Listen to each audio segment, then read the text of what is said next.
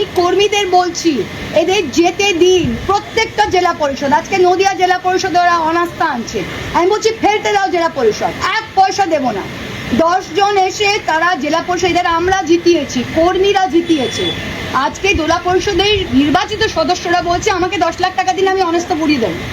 দরকার নেই, ফেলে দাও, দরকার নেই, ইস্পার উস্পার হোক।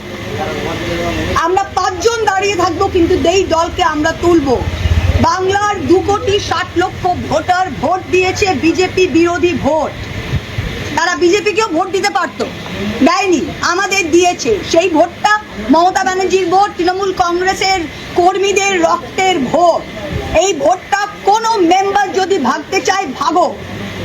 নদীডাঙ্গা 1 পঞ্চায়েতে আপনারা পঞ্চায়েত ফেলবেন, ফেলেন। এই দুটো চোর মেম্বারকে নিয়ে ভোট চাইতেও যেতে পারছি না, ফেলেন। জেলা পরিষদ ফেলবেন, ফেলেন, যে যাবার যান।